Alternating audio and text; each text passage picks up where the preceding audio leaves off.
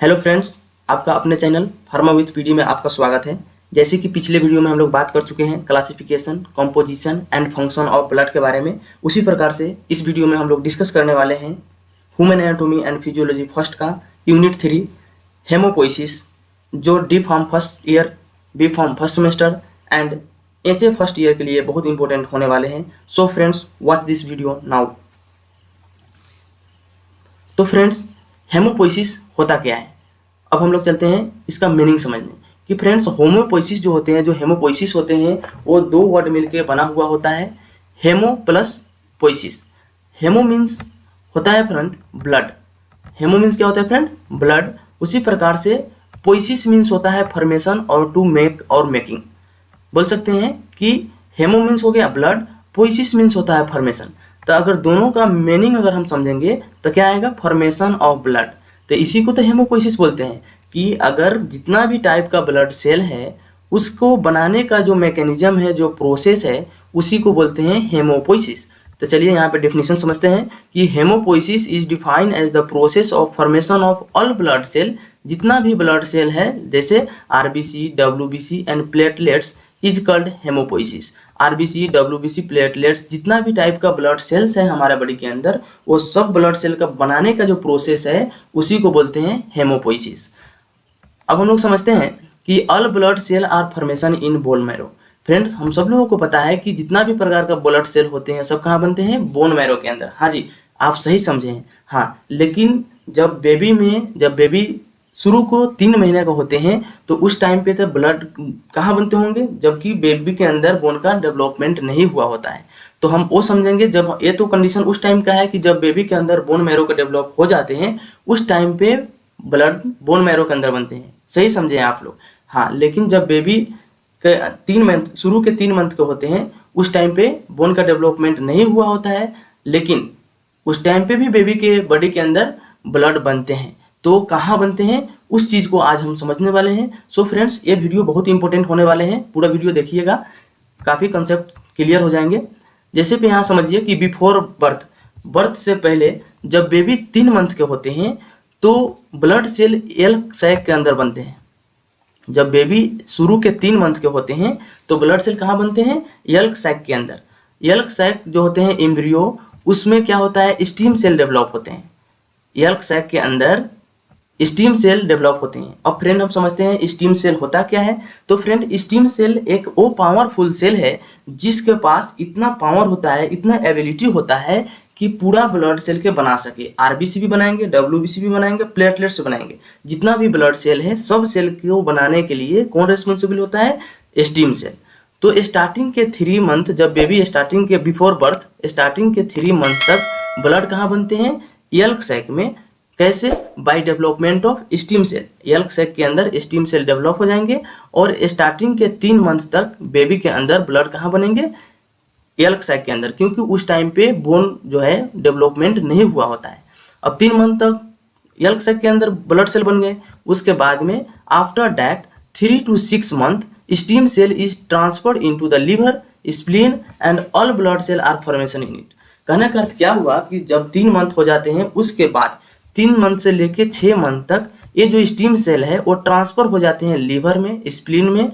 और जब लीवर और स्प्लीन में स्टीम सेल ट्रांसफर हो जाएंगे तो वहाँ पे क्या होगा, जितना भी हमारा ब्लड सेल है वो बनना स्टार्ट हो जाएगा लीवर में, स्प्लीन में, थाइमस ग्लैंड होते हैं, वहाँ पे भी क्या होगा, ब्लड बनना स्टार्ट हो जाएंगे। कितना दिन तक बनेंगे, 3 से लेके 6 मंथ तक। ठीक है फ्रेंड्स, अब देखिए कि जो लास्ट के 3 मंथ होते हैं तो उस टाइम तक क्या होता है कि बेबी के बोन क्या हो जाता है, डेवलप हो जाते हैं। बोन क्या हो जाते हैं, डेवलप हो जाते हैं। तो ये स्टीम सेल ट्रांसफर हो जाते हैं बोन में, बोन मैरो में इस स्टीम सेल ने ट्रांसफर हो जाएंगे। अब होल लाइफ तक सारे ब्लड कहाँ बनेंगे, बोन मैरो के अंदर। तो इसीलिए हम लोग सब लोग जानते हैं कि ब्लड सेल कहाँ बनते हैं, तो हम लोग डायरेक्ट आंसर कर देते हैं बोन मैरो के अंदर। हाँ, लेकिन क्वेश्चन यहाँ बनता है कि जब बेबी का स्टार्टिंग का फेज होते हैं, जब 3 मंथ को होते हैं उस टाइम पे तो बेबी के अंदर बोन का कोई डेवलपमेंट नहीं हुआ होता है। हाँ, लेकिन उस टाइम पे भी ब्लड की ज़रूरत होते हैं, तो ब्लड सेल्स कहाँ बनते हैं, तो हम लोग बोल सकते हैं कि 3 मंथ तक यल्क सैक ऑफ एम्ब्रियो में बनते हैं by the development of stem cell. उसके बाद में स्टीम सेल ट्रांसफर हो जाते हैं कहाँ, लीवर में, स्प्लीन में, थाइमस ग्लैंड में, और वहाँ पे फिर 3 से लेके 6 महीना तक ब्लड सेल बनते हैं। उसके बाद में जो लास्ट का 3 मंथ होते हैं, तो उस टाइम तक क्या होता है, बेबी का अंदर बोन का डेवलपमेंट हो जाते हैं। तो इस बोन जो है हमारा स्टेम सेल है वो चले जाएंगे बोन के अंदर, और वहाँ पे पूरा होल लाइफ बोन मैरो के अंदर ब्लड सेल्स बनेंगे। तो चलिए फ्रेंड्स, अब समझते हैं कि टाइप ऑफ हेमोपोइसिस। हेमोपोइसिस कितना प्रकार के होते हैं। तो हेमोपोइसिस बहुत सारे प्रकार के होते हैं, लेकिन हम लोग मेनली यहाँ 3 प्रकार को पढ़ रहे हैं। तो फर्स्ट में आएगा इरिथ्रोपोइसिस। फ्रेंड, इरिथ्रोपोइसिस का मतलब क्या हुआ, आपको समझ आ रहा होगा। जैसे समझे होंगे हेमोपोइसिस का मतलब, हेमो मीन्स होता है ब्लड, पोइसिस मीन्स होता है फॉर्मेशन। उसी प्रकार से जो इरिथ्रोपोइसिस है ये भी 2 प्रकार का होता है, 2 टाइप का बना हुआ है, 2 वर्ड मिलकर बना हुआ है, erythro plus poiesis. Erythro means होता है इरिथ्रोसाइट या आरबीसी। उसी प्रकार से पोइसिस मीन्स हम लोगों को पता ही है, फॉर्मेशन और मेकिंग। तो अगर हम इसको मीनिंग निकालेंगे तो क्या होगा, फॉर्मेशन ऑफ आरबीसी। तो अब हम लोग इसको डिफिनीशन लिख सकते हैं इसी कंसेप्ट से हम लोग इसको डिफिनीशन बनाएंगे कि it is defined as the process of formation of RBC. RBC का बनाने का जो प्रोसेस है, मैकेनिज्म है, उसी को हम लोग क्या बोलते हैं, इरिथ्रोपोइसिस। अब हम लोग देखते हैं कि आरबीसी का जो बनाने का प्रोसेस है वो कौन कौन सा स्टेप होते हैं, उसको वो हम समझ लेते हैं। तो process of formation of RBC, तो देखिए यहाँ पे जो स्टीम सेल है, पहले से ही पता है कि stem cell is responsible for formation of all type of blood cell. Stem cell ही all type of blood cells को बनाने में मदद करते हैं। तो अगर इस स्टीम सेल ने प्रो इरिथ्रोब्लास्ट बना दिया, प्रो इरिथ्रोब्लास्ट, इससे हमें क्लियर हो रहा है इरिथ्रोब्लास्ट। तो सोचिए इरिथ्रो मतलब आरबीसी, ये कहीं ना कहीं आरबीसी को फॉर्मेशन करेगा। तो अगर स्टीम सेल प्रो इरिथ्रोब्लास्ट बना दिया तो ये प्रो इरिथ्रोब्लास्ट कन्वर्ट होगा इरिथ्रोब्लास्ट सेल में, और इरिथ्रोब्लास्ट कन्वर्ट होगा रेटिकुलोसाइट में, और फाइनली हमें आरबीसी और इरिथ्रोसाइट बन जाएगा। तो ये हमारा स्टेप हुआ, प्रोसेस हुआ किसको फॉर्मेशन करने का, आरबीसी का। इस प्रकार से आरबीसी अपना नंबर बढ़ा सकते हैं फॉर्मेशन करके। उसके बाद में ल्यूकोपोइसिस। फ्रेंड, ल्यूकोपोइसिस भी डिराइव हुआ है 2 वर्ड से। ल्यूको मीन्स होता है डब्ल्यूबीसी, और ल्यूकोसाइट बोल सकते हैं क्योंकि डब्ल्यूबीसी का दूसरा नाम क्या है, ल्यूकोसाइट। तो ल्यूको मीन्स हुआ डब्ल्यूबीसी, पोइसिस मीन्स हमें पता ही है फॉर्मेशन और मेकिंग। तो अगर ये दोनों का अगर हम लोग मीनिंग निकालेंगे तो क्या बन के आएगा, फॉर्मेशन ऑफ डब्ल्यूबीसी। तो फिर से हम डिफिनीशन लिख लेंगे कि it is defined as the process of formation of leukocyte या डब्ल्यूबीसी इज कॉल्ड ल्यूकोपोइसिस। अब हम फिर से समझेंगे कि कौन कौन सा स्टेप होते हैं डब्ल्यूबीसी को बनाने के लिए। तो फ्रेंड्स, अब हम वो प्रोसेस को देखने वाले हैं। तो फिर से स्टीम सेल अगर प्रो मोनोब्लास्ट बना रहा है तो मोनोब्लास्ट से हमें पता चल रहा होगा मोनोसाइट का फॉर्मेशन होगा। तो मोनोसाइट क्या है, it is the type of A granulocyte.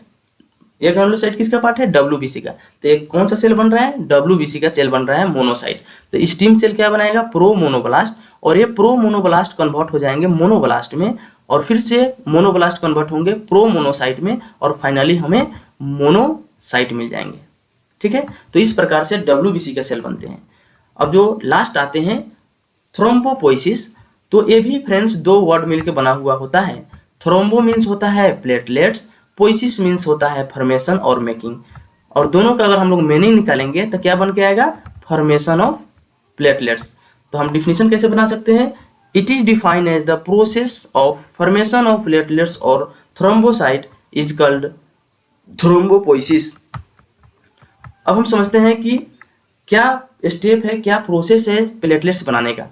तो अगर स्टीम सेल मेगा कैरियोब्लास्ट बना रहा है, क्या बनाएंगे, मेगा कैरियोब्लास्ट सेल बनाएंगे, और इस मेगा कैरियोब्लास्ट सेल कन्वर्ट हो जाएंगे प्रो मेगा कैरियोब्लास्ट सेल में, और फिर से ये प्रो मेगा कैरियोब्लास्ट सेल जो है वो कन्वर्ट हो जाएंगे मेगा कैरियोब्लास्ट सेल में, और फाइनली हमें क्या मिल जाएंगे, प्लेटलेट्स।